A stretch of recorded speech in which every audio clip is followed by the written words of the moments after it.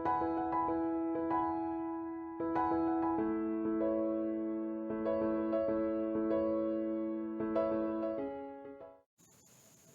ಪ್ರೀತಿಯ ವಿದ್ಯಾರ್ಥಿಗಳೇ, ನಿಮಗೆಲ್ಲರಿಗೂ ಮಾಸ್ಟರ್ ಫಿಸಿಕ್ಸ್ ಅಕಾಡೆಮಿ ಯೂಟ್ಯೂಬ್ ಚಾನಲ್ಗೆ ಸುಸ್ವಾಗತ. ಇವತ್ತಿನ ದಿನ ನಾವು 2017 ಕರ್ನಾಟಕ CET ಪೇಪರ್ ಸಾಲ್ವ್ ಮಾಡ್ತಾ ಇದ್ದೀವಿ.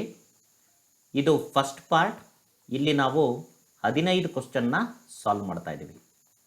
ಸೊ ಮೊದಲನೇ ಪ್ರಶ್ನೆ ಏನಿದೆ ಅದಕ್ಕೆ KEA ಅವರು ಗ್ರೇಸ್ ಮಾರ್ಕ್ಸ್ನ ಅವಾರ್ಡ್ ಮಾಡಿದ್ದಾರೆ.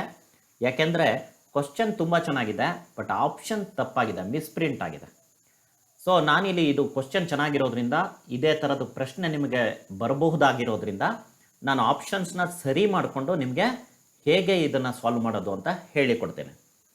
ಸೊ 10 ಮಾಡಿದರೆ ಎಲ್ಲ ಆಪ್ಷನ್ಸ್ ಅವಾಗ ಅದು ಕರೆಕ್ಟ್ ಆಗಿರ್ತಿತ್ತು, ತುಂಬ ಒಳ್ಳೆ ಪ್ರಶ್ನೆ ಆಗಿರ್ತಿತ್ತು.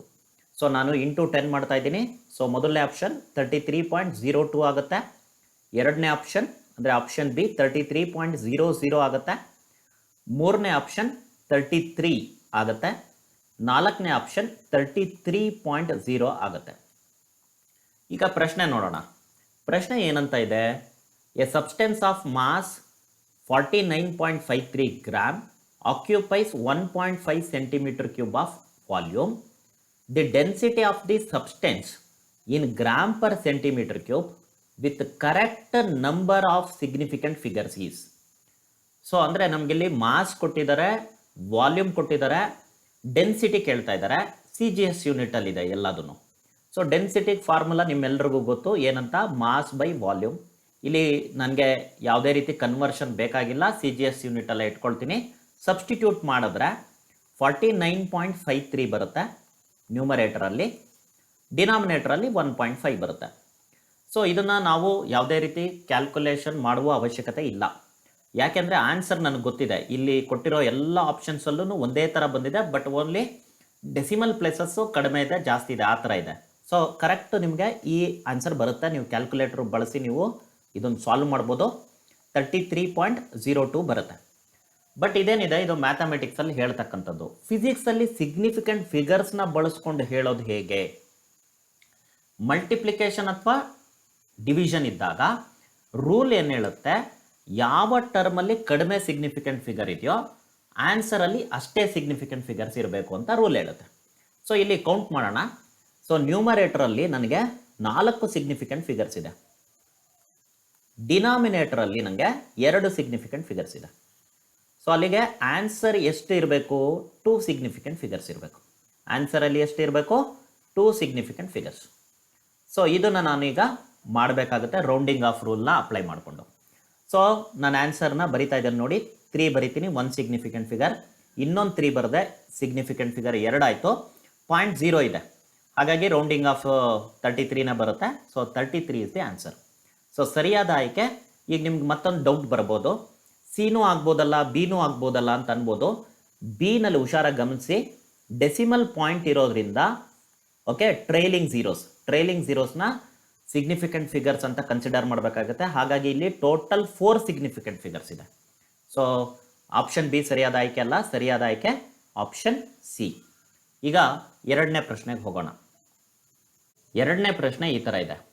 A car moving with A velocity of 20 meter per second is stopped in a distance of 40 meter.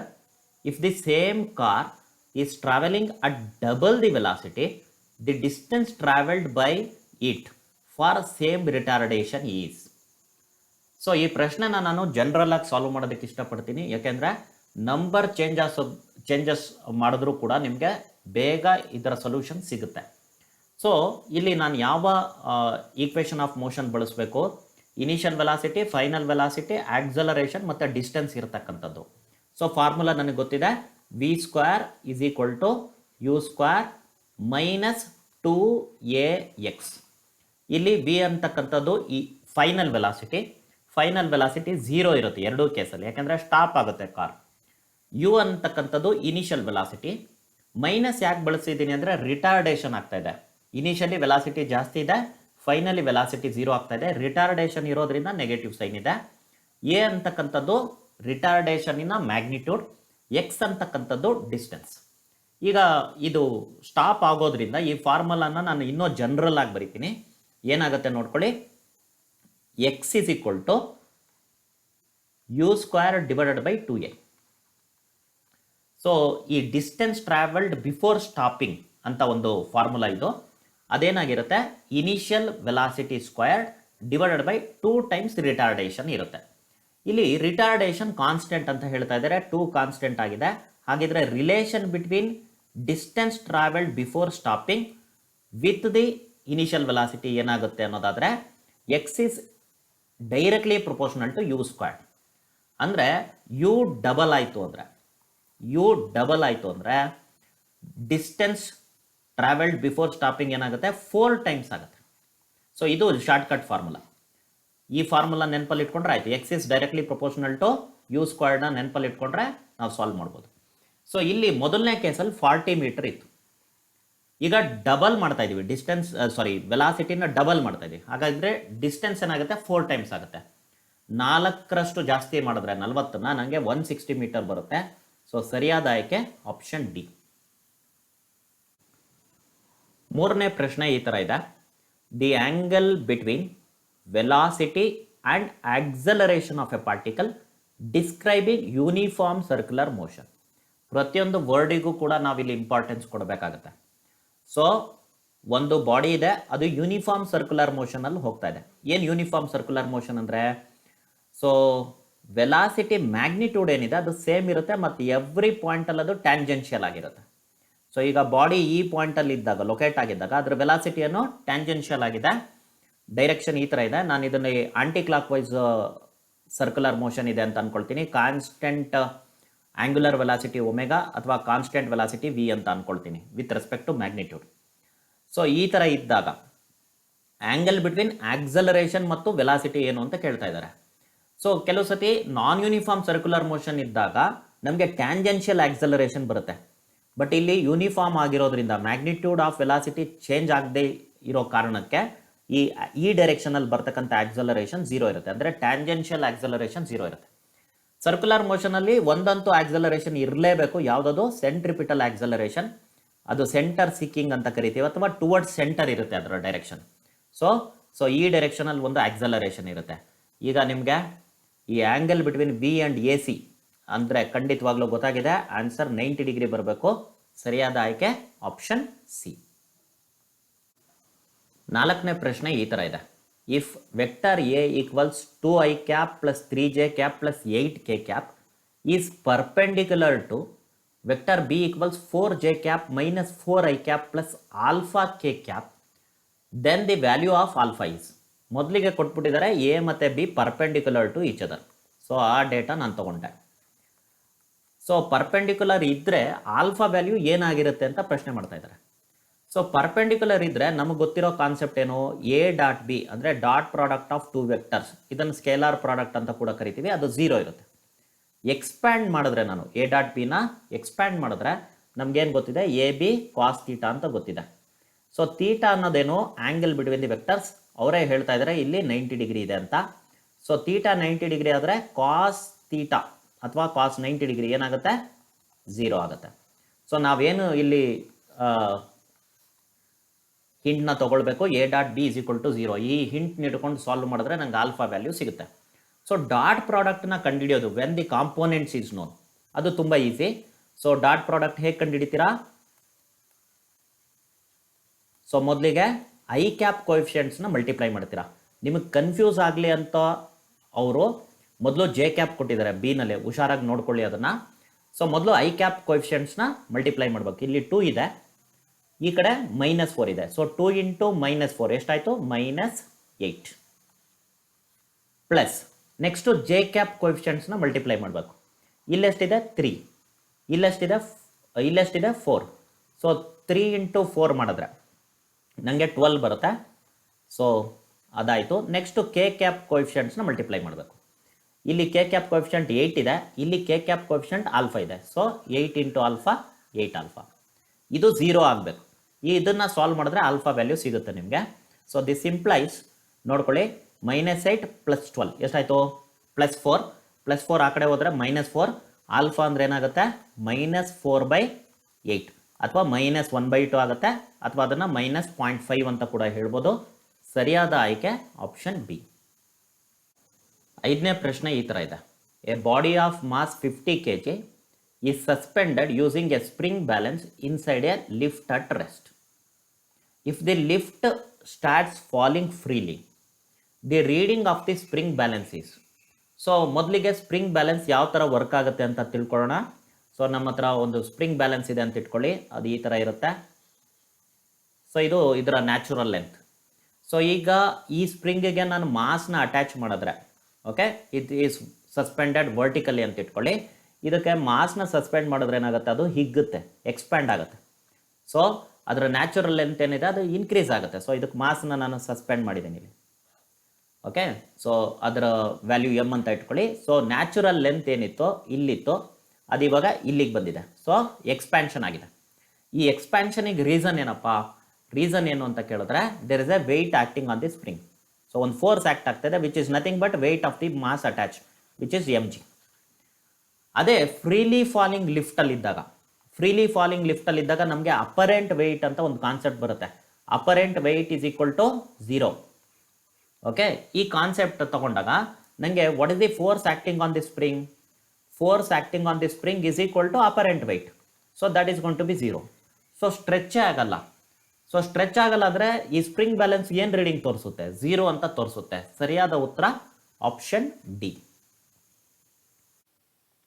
Question number 6 ಈ ಥರ ಇದೆ. A motor pump lift 6 tons of water from A well off depth 25 meter to the first floor of height 35 meter from the ground floor in 20 minutes. The power of the pump in kilowatt is G is equal to 10 meter per second squared ಅಂತ ಹೇಳಿದ್ದಾರೆ. So ಪವರಿಗೆ ನಾವು ಏನು ಬರಿಬೇಕು? Work done ಏನಾಗಿರುತ್ತೆ ಇಲ್ಲಿ? Change in potential energy ಆಗಿರುತ್ತೆ. So work done by time taken power ಅಲ್ವಾ? So change in potential energy divided by time taken ಆಗುತ್ತೆ ಇಲ್ಲಿ. ಸೊ 6 tons ಅಂದರೆ 6000 kg, ಜಿ ಅಂದರೆ 10. ಹೈಟ್ ಎಷ್ಟಾಗುತ್ತೆ ನೋಡಿ, 25 meter ಡೆಪ್ತ್ ಇದೆ, 35 meter ಹೈಟ್ ಇದೆ, ಎರಡು ಕೂಡಬೇಕಾಗತ್ತೆ. So 25 + 35 is 60 divided by 20 minutes. Time ಎಷ್ಟಿದೆ? 20 minutes. 20 minutes ಅಂದರೆ 20 × 60 seconds. SI ಯೂನಿಟ್ಸಿಗೆ ಕನ್ವರ್ಟ್ ಮಾಡಿದ್ದೀನಿ. ಸೊ ಇದನ್ನು ಸಾಲ್ವ್ ಮಾಡ್ತಾ ಬರೋಣ. 60/60 ಕ್ಯಾನ್ಸಲ್ ಆಯಿತು. ಸೊ ಇಲ್ಲಿ 0 0 ಕ್ಯಾನ್ಸಲ್ ಆಯಿತು. ಇಲ್ಲಿ 3000 ಟೈಮ್ಸ್ ಮಾಡಿದ್ರೆ ನಮಗೆ 6000 ಸಿಗುತ್ತೆ. ಸೊ 3000 ವ್ಯಾಟ್ಸ್ ಬರುತ್ತೆ. ಬಟ್ ಅವ್ರು ಕೇಳ್ತಾ ಇರೋದು ಕಿಲೋ ವ್ಯಾಟ್ಸಲ್ಲಿ. ಕಿಲೋ ಅಂದರೆ 1000 ಅಲ್ವಾ? ಸೊ 3 ಕಿಲೋ ವ್ಯಾಟ್ಸ್ ಬರುತ್ತೆ. ಸರಿಯಾದ ಆಯ್ಕೆ option A. Question number 7. 2 balls are thrown simultaneously in air. The acceleration of center of mass of the 2 balls when in air.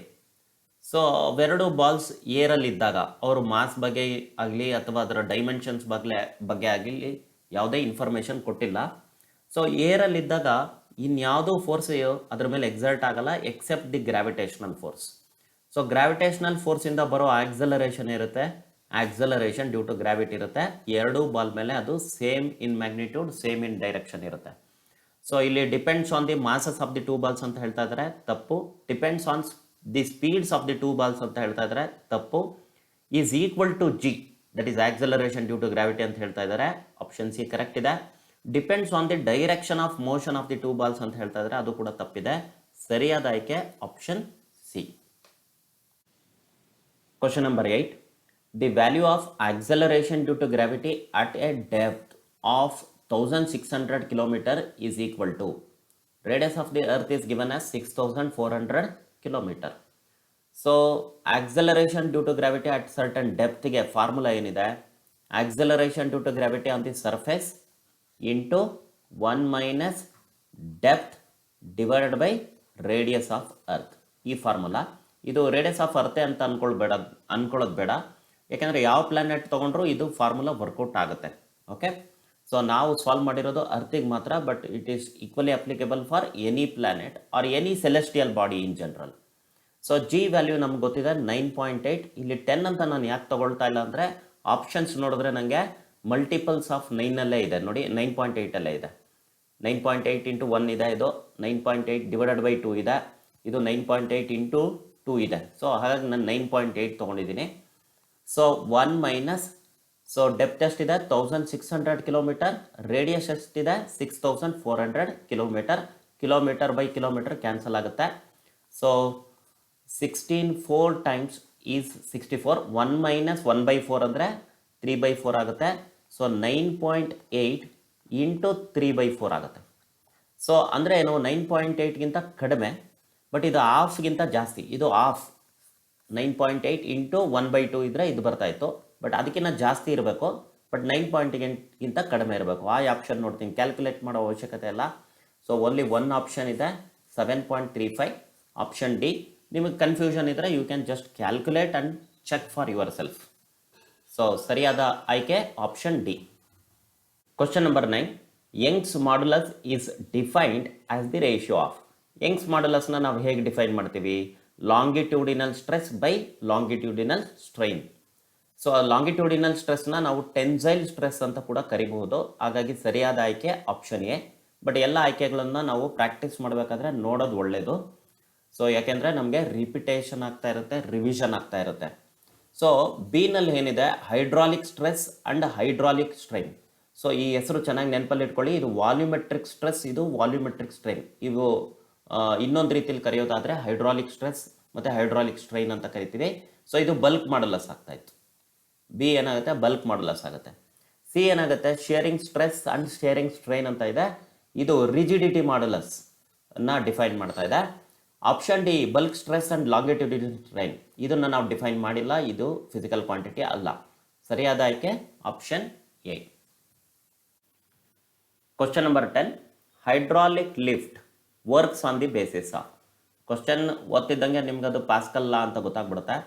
So but ನೀವು ಪ್ರಾಕ್ಟೀಸ್ ಮಾಡಬೇಕಾದ್ರೆ ಸ್ವಲ್ಪ ಎಲ್ಲ ಲಾಸ್ನು ಮತ್ತೆ ರಿವಿಷನ್ ಮಾಡ್ಕೊಂಡು ಹೋಗಿ. ಯಾಕೆಂದರೆ ಇದು ಒಂಥರ ನೀವು ಪ್ರಾಕ್ಟೀಸ್ ಮಾಡಿದಾಗ ಎಲ್ಲ ಲಾಸು ರಿವಿಷನ್ ಆಗುತ್ತೆ, ಮತ್ತು ಎಕ್ಸಾಮಲ್ಲಿ ಯಾವ ಪ್ರಶ್ನೆ ಬೇಕಾದರೂ ಬರ್ಬೋದು. ಸೊ ಸ್ಟೋಕ್ಸ್ ಲಾ ಅಂದರೆ ಏನು?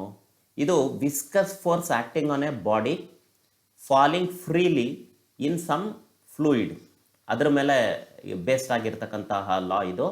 ಸೊ ವಿಸ್ಕಸ್ ಫೋರ್ಸ್ ಏನು ಆ್ಯಕ್ಟ್ ಆಗ್ತಾ ಇದೆ ಅದು ಎಷ್ಟಿದೆ ಅಂತ ಹೇಳುತ್ತೆ. So that is given by 6 pi eta. Eta ಅಂದರೆ viscosity of the liquid in which the spherical body is falling. R ಅಂದರೆ radius of the falling body, and v ಅಂದರೆ velocity of the body with which it is falling. So ಇದು Stokes ಲಾ. ಟಾರಿಸೆಲ್ಲಿಸ್ ಲಾ ಅಂದರೆ ಏನು? ಈಗ ಒಂದು large mouth container ಇದೆ ಅಂತ ಇಟ್ಕೊಳ್ಳಿ, ಅದರ ಕೆಳಗಡೆ ಬಾಟಮಲ್ಲಿ ಒಂದು ಹೋಲ್ ಇದೆ. ಸೊ ಈ ಹೋಲಿಂದ ಎಷ್ಟು ಸ್ಪೀಡಲ್ಲಿ ಲಿಕ್ವಿಡ್ ಹೊರಗಡೆ ಬರುತ್ತೆ ಅಂತ ನಮಗೆ ಹೇಳುತ್ತೆ. ಇದು ಟಾರಿಸೆಲ್ಲಿಸ್ ಲಾ, ರೈಟ್. ನೆಕ್ಸ್ಟ್ ಪ್ಯಾಸ್ಕಲ್ಸ್ ಲಾ ಅಂದ್ರೇನು? ಪ್ಯಾಸ್ಕಲ್ಸ್ ಲಾ ಅಂದರೆ ಒಂದು ಕ್ಲೋಸ್ಡ್ ಕಂಟೈನರ್ ಇದೆ ಅಂತ ಇಟ್ಕೊಳ್ಳೋಣ. ಸೊ ಕ್ಲೋಸ್ಡ್ ಕಂಟೈನರಲ್ಲಿ ನೀವು ಏನಾದರೂ ಎಕ್ಸ್ಟ್ರಾ ಪ್ರೆಷರ್ ಹಾಕಿದ್ರೆ that pressure distributes throughout the liquid undiminished ಅಂತ ಹೇಳುತ್ತೆ. ಅದು ಪ್ಯಾಸ್ಕಲ್ಸ್ ಲಾ. ಬರ್ನೌಲಿಸ್ ಲಾ ಅಂದರೆ ಏನು?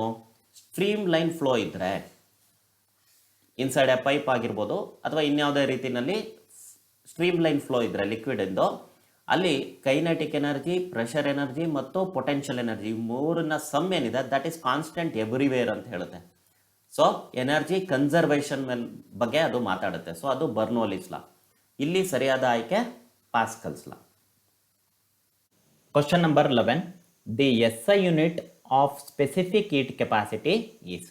ಸ್ಪೆಸಿಫಿಕ್ ಹೀಟ್ ಕೆಪಾಸಿಟಿನ ನಾವು ಸಿ ಇಂದ ಯೂಶಲಿ ಡಿನೋಟ್ ಮಾಡ್ತೀವಿ. ಹೇಗೆ ಡಿಫೈನ್ ಮಾಡ್ತೀವಿ? Heat energy required per unit mass per unit rise in temperature. ಈ ಡೆಫಿನೇಷನ್ ಪ್ರಕಾರ ನಾವು ಯೂನಿಟ್ ಹೇಳೋದಾದರೆ SI ಯೂನಿಟಲ್ಲಿ ಏನಾಗುತ್ತೆ? Joule per kg per kelvin ಅಂತ ಆಗುತ್ತೆ. ಹಾಗಾಗಿ ಸರಿಯಾದ ಆಯ್ಕೆ ಆಪ್ಷನ್ ಬಿ. ಅಕಸ್ಮಾತ್ ಅವರೇನಾದರೂ ಮೋಲಾರ್ ಸ್ಪೆಸಿಫಿಕ್ ಹೀಟ್ ಕೆಪಾಸಿಟಿ ಅಂತ ಕೇಳಿದರೆ ಆವಾಗ ನಾವು ಕ್ಯಾಪಿಟಲ್ ಸಿ ಇಂದ ಮೋಲಾರ್ ಸ್ಪೆಸಿಫಿಕ್ ಹೀಟ್ ಕೆಪಾಸಿಟಿನ ಡಿನೋಟ್ ಮಾಡ್ತಿದ್ವಿ. ಅದು ಹೇಗೆ ಡಿಫೈನ್ ಮಾಡ್ತಾ ಇದ್ವಿ? Heat energy required per unit mole per unit change in temperature ಅಂತ. ಆವಾಗ unit joule per mole per kelvin ಆಗ್ತಾ ಇತ್ತು. ಕನ್ಫ್ಯೂಷನ್ ಮಾಡ್ಕೊಳ್ಬೇಡಿ, ಕೇಳಿರ್ತಕ್ಕಂಥದ್ದು ಬರೀ specific heat capacity, molar specific heat capacity ಅಲ್ಲ. ಸರಿಯಾದ ಆಯ್ಕೆ ಆಪ್ಷನ್ ಬಿ. ಕ್ವಶನ್ ನಂಬರ್ 12 ಈ ಥರ ಇದೆ. For which combination of working temperatures the efficiency of Carnot's engine is the least ಯಾವುದಕ್ಕೆ ಅಂತ ಕೇಳ್ತಾ ಇದ್ದಾರೆ. ಎಫಿಷಿಯನ್ಸಿ ಈಟಾ ಇಂದ ಡಿನೋಟ್ ಮಾಡ್ತೀವಿ. ಫಾರ್ಮುಲಾ ಏನು? 1 minus temperature of the sink divided by temperature of the source. ಸಿಂಕಿನ ಟೆಂಪರೇಚರ್ ಯಾವಾಗಲೂ ಕಡಿಮೆ ಇರುತ್ತೆ, ಸೋರ್ಸಿನ ಟೆಂಪರೇಚರ್ ಯಾವಾಗಲೂ ಜಾಸ್ತಿ ಇರುತ್ತೆ, ಇದನ್ನು ತಿಳ್ಕೊಳ್ಳಿ. ಸೊ ನಾವು 1ರಿಂದ T2/T1ನ ಸಬ್ಟ್ರಾಕ್ಟ್ ಮಾಡಬೇಕು. ಇದು ಜಾಸ್ತಿ ಇದ್ದರೆ, ಇದು ಮ್ಯಾಕ್ಸಿಮಮ್ ಇದ್ದರೆ ಈಟಾ ಮಿನಿಮಮ್ ಇರುತ್ತೆ, ಹುಷಾರಾಗಿ ನೋಡ್ಕೊಳ್ಳಿ.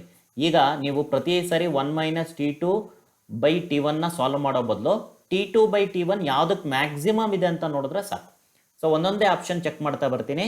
ಮೊದಲನೇದಕ್ಕೆ 40/60, 40/60 ಅಂದರೆ 4/6, 4/6 ಅಂದರೆ 2/3 ಬರುತ್ತೆ. ಮೊದಲನೇ ಆಪ್ಷನಲ್ಲಿ T2/T1 ಏನಿದೆ? 2/3. ಸೊ ಇಲ್ಲಿ ಚೆಕ್ ಮಾಡಿದ್ರೆ ನನಗೆ ಏನು ಸಿಗ್ತಾ ಇದೆ ನೋಡಿ, ಇದು 20/40, 20/40 ಅಂದರೆ 1/2 ಆಗುತ್ತೆ. Okay right. 80/60, 80/60 ಅಂದರೆ ನನಗೆ 6/8 ಆಗುತ್ತೆ. ಸಾರಿ 80/60 ಅಲ್ಲ, 60/80. ಸೊ 6/8 ಆಗುತ್ತೆ. 6/8 ಅಂದರೆ 3/4 ಆಗುತ್ತೆ ಫೈನಲಿ. ಸೊ ಇಲ್ಲಿ 80/100 ಆಗುತ್ತೆ, ಅಂದರೆ 8/10 ಆಗುತ್ತೆ. 8/10 ಅಂದರೆ 4/5 ಆಗುತ್ತೆ. ಸೊ ಇದನ್ನು ಬೇಕು ಅಂದರೆ ನೀವು ಮತ್ತಷ್ಟು ಸಾಲ್ವ್ ಮಾಡಿಕೊಂಡು ಚೆಕ್ ಮಾಡ್ಬೋದು. ಇದು 0.67 ಆಗುತ್ತೆ, ಇದು 0.5 ಆಗುತ್ತೆ, ಈ ಆಪ್ಷನ್ನು 0.75 ಆಗುತ್ತೆ. 4/5 ಅಂದರೆ ಇದು 0.8 ಆಗುತ್ತೆ. ಸೊ 0.8 ಮ್ಯಾಕ್ಸಿಮಮ್ ಇದೆ, ಅಂದರೆ T2/T1 0.8 ಮ್ಯಾಕ್ಸಿಮಮ್ ಇದೆ. ಸೊ 1 ಮೈನಸ್ T2/T1 ಮಿನಿಮಮ್ ಆಗುತ್ತೆ, ಅಂದರೆ ಎಫಿಷಿಯನ್ಸಿ ಮಿನಿಮಮ್ ಆಗುತ್ತೆ.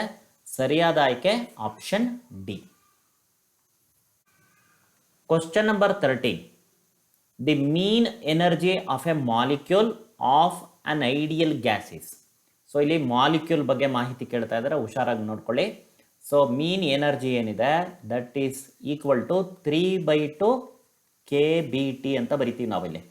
ಸೊ ಇಲ್ಲಿ ಆ್ಯಕ್ಚುಲಿ ಅವರು ಸ್ಮಾಲ್ ಲೆಟರ್ ಕೆ ಕೊಟ್ಟಿದ್ರೆ ಚೆನ್ನಾಗಿತ್ತು, ಯಾಕೆಂದರೆ ಸ್ಮಾಲ್ ಲೆಟರ್ ಕೆ ಅಥವಾ ಕೆ ಸಬ್ಸ್ಕ್ರಿಪ್ಟ್ ಬಿ ಏನನ್ನು ಡಿನೋಟ್ ಮಾಡುತ್ತೆ? ಬೋಲ್ಸ್ಮನ್ ಕಾನ್ಸ್ಟೆಂಟ್ನ ಡಿನೋಟ್ ಮಾಡುತ್ತೆ.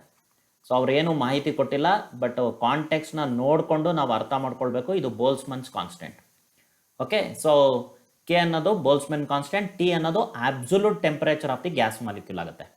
ಸೊ ಇದೇ ಫಾರ್ಮುಲಾ ಫಾರ್ 1 ಮೋಲ್ ಅಂತ ಕೇಳಿದಿದ್ರೆ ಸೊ ನಾವು ಇಂಟು NA ಮಾಡ್ತಾ ಇದ್ವಿ, ಅಂದರೆ ಅವಗಡ್ರೋಸ್ ನಂಬರಿಂದ ಮಲ್ಟಿಪ್ಲೈ ಮಾಡ್ತಾ ಇದ್ವಿ ಇಂಟು ಟಿ. ಬಟ್ ಇದು ನಿಮ್ಗೇನು ಅಂತ ಗೊತ್ತಿರಬೇಕು. This is nothing but universal gas constant which is denoted by capital R. So ಇದು ಫಾರ್ 1 ಮೋಲ್. ಸೊ ನಾನಿಲ್ಲಿ ಸಿನಾಪ್ಸಿಸ್ ಕೂಡ ಕವರ್ ಮಾಡ್ತಾ ಇದ್ದೀನಿ. 1 ಮೋಲಿಗಾದರೆ ಇದು, 1 ಮಾಲಿಕ್ಯೂಲ್ಗಾದರೆ ಇದು. ಸೊ ಇಲ್ಲಿ ಕಾಂಟೆಕ್ಸ್ಟ್ ನೋಡ್ಬಿಟ್ಟು ಪ್ರಶ್ನೆನ ಮತ್ತು ಆನ್ಸರ್ಸ್ನ ನೀವು ಅರ್ಥ ಮಾಡ್ಕೊಳ್ಬೇಕಾಗತ್ತೆ. So answer is option B 3/2 kT. Question number 14. 2 simple pendulums A and B are made to oscillate simultaneously, and it is found that A completes 10 oscillations in 20 seconds, B completes 8 oscillations in 10 seconds. The ratio of the length of A and B is. So ಮೊದಲಿಗೆ time ಪೀರಿಯಡ್ಗೂ length of the simple ಪೆಂಡುಲಮ್ಗೂ ಇರೋ ರಿಲೇಷನ್ನ ತಿಳ್ಕೊಳ್ಳೋಣ. T is equal to time period is equal to 2π square root of length of the simple pendulum divided by acceleration due to gravity. So ಅಂದರೆ time period is directly proportional to square root of length of the simple pendulum ಅಂತ ಗೊತ್ತಾಗ್ತಾ ಇದೆ. ಈಗ ನಮಗೆ time period of A divided by time period of B ಏನಂತ ಗೊತ್ತಾಯಿತು? That is equal to square root of length of simple pendulum A divided by square root of length of simple pendulum B. ಇಲ್ಲಿ time ಪೀರಿಯಡನ್ನು ಇಂಡೈರೆಕ್ಟಾಗಿ ಕೊಟ್ಟಿದ್ದಾರೆ. So time period ಅಂದ್ರೇನು? Time taken divided by number of oscillations. So ಮೊದಲನೇದಕ್ಕೆ ಏನಿದೆ 20 seconds ಇದೆ total time, divided by number of oscillations 10 ಇದೆ. So ಅಂದರೆ 20/10 ಏನು ಕೊಡುತ್ತೆ ನನಗೆ? Time period of A. So ಅದೇ ಸೆಕೆಂಡ್ ಅಂದರೆ ಬಿ ಸಿಂಪಲ್ ಪೆಂಡುಲಮ್ ತೊಗೊಂಡ್ರೆ 10 ಸೆಕೆಂಡ್ಸಲ್ಲಿ 8 ಆಸಿಲೇಷನ್ಸ್ ಮಾಡ್ತಾ ಇದೆ. ಸೊ 10/8 ಮಾಡಿದ್ರೆ ನನಗೆ ಟೈಮ್ ಪೀರಿಯಡ್ ಸಿಗ್ತಾ ಇದೆ. So what is 20/10? 2 divided by 10/8 ಅಂದರೆ ನಾನು ಅದನ್ನು 5/4 ಅಂತ ಬರಿಬೋದು. ಆ 4ನ ನಾನು ನ್ಯೂಮರೇಟರ್ಗೆ ಕಳಿಸ್ಬೋದು. ಸೊ ಅಲ್ಲಿಗೆ ಏನಾಯಿತು? 8/5 ಅಂತ ಗೊತ್ತಾಗ್ತಾ ಇದೆ. ಯಾವುದು? Ratios of square root of length. But ನಮಗೆ ಬೇಕಾಗಿದ್ದು ರೇಷಿಯೋಸ್ ಆಫ್ ಲೆಂತ್, ಅಂದರೆ ಸ್ಕ್ವೇರ್ ಮಾಡಬೇಕು. ಸ್ಕ್ವೇರ್ ಮಾಡಿದ್ರೆ ಆಬ್ವಿಯಸ್ಲಿ ಏನಾಗುತ್ತೆ, 8 square is 64, 5 square is 25. So answer is 64/25. ಸರಿಯಾದ ಆಯ್ಕೆ option B. Question number 15, the waves set up in a closed pipe. So closed ಪೈಪಲ್ಲಿ ನಾವು ಸೆಟಪ್ ಮಾಡ್ತಕ್ಕಂಥದ್ದು sound waves. So sound wave ಏನಾಗಿರುತ್ತೆ, ಅದು ಲಾಂಗಿಟ್ಯೂಡಿನಲ್ ವೇವ್ ಆಗಿರುತ್ತೆ. ಸೊ ಲಾಂಗಿಟ್ಯೂಡಿನಲ್ ವೇವ್ ಅಂತ ಗೊತ್ತಾಯ್ತು. ಮತ್ತು ಈ ಕ್ಲೋಸ್ಡ್ ಪೈಪ್ ಆಗ್ಬೋದು, ಓಪನ್ ಪೈಪ್ ಆಗ್ಬೋದು, ಹೌದಾ, ಅಥವಾ ಸ್ಟ್ರೆಚ್ಡ್ ಸ್ಟ್ರಿಂಗ್ ಆಗ್ಬೋದು, ಇವುಗಳಲ್ಲೆಲ್ಲ ನಾವು ಸ್ಟೇಷನರಿ ವೇವ್ಸನ್ನು ಬಿಲ್ಡ್ ಮಾಡ್ತೀವಿ, ಹೌದಾ. ಸೊ ಸ್ಟೇಷನರಿ ವೇವ್ಸನ್ನು ಬಿಲ್ಡ್ ಮಾಡ್ತೀವಿ. ಸೊ ಈ ಪ್ರಶ್ನೆಗೆ ಉತ್ತರ ಏನು, longitudinal and stationary. Option B ಸರಿಯಾದ ಆಯ್ಕೆ.